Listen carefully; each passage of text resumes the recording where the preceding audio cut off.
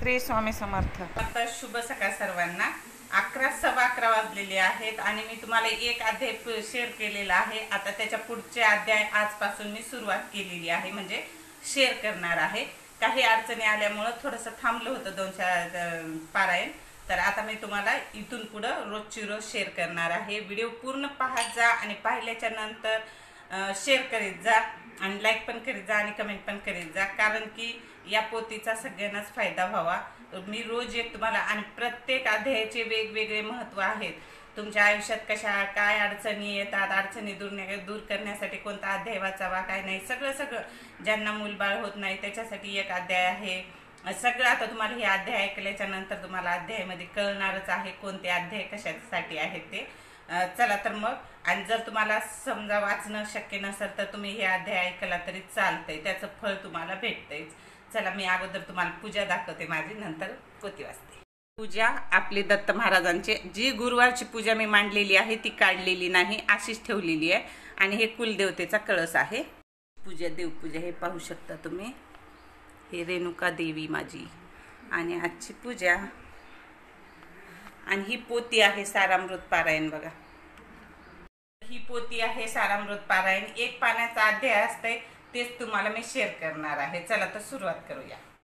श्री स्वामी समर्थ महाराज की जय। श्री गुरुदेव दत्त।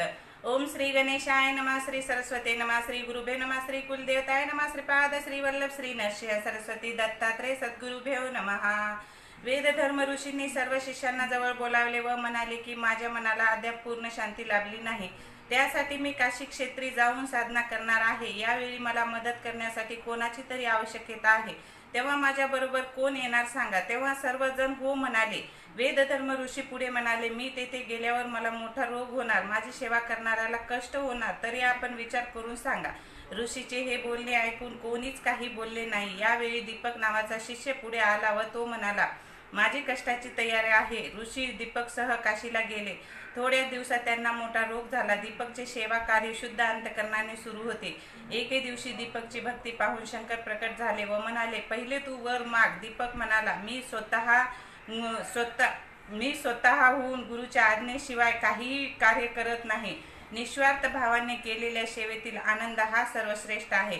माझ्या हातून सद्गुरूची सेवा घडावी असा आशीर्वाद द्या। हे जेव्हा संदीपकाचे गुरुला समजले तेव्हा संदीपकावर ते खुश झाले व स्वतः दिव्य देह धारण केला। गुरुनी संदीपकास अष्टसिद्धी प्राप्त होऊन आयुष्य सुखी समृद्ध व संसार सुखी होईल असा आशीर्वाद दिला। संदीपकाच्या परीक्षेसाठी त्याची ही एक लीला होती। देवापेक्षाही गुरु श्रेष्ठ, गुरु साक्षात परब्रह्म याची येथे खात्री पडते। अशी गुरुचरित्रातल्या दुसऱ्या अध्यायाची कथा समाप्त। श्री गुरु दत्तात्रेयार्पणमस्तु। श्री गुरुदेव दत्त। श्री स्वामी समर्थ महाराज की जय। श्री स्वामी समर्थ महाराज की जय। श्री स्वामी समर्थ महाराज की जय। दत्तात्रेय महाराज की जय। श्री गुरुदेव दत्त।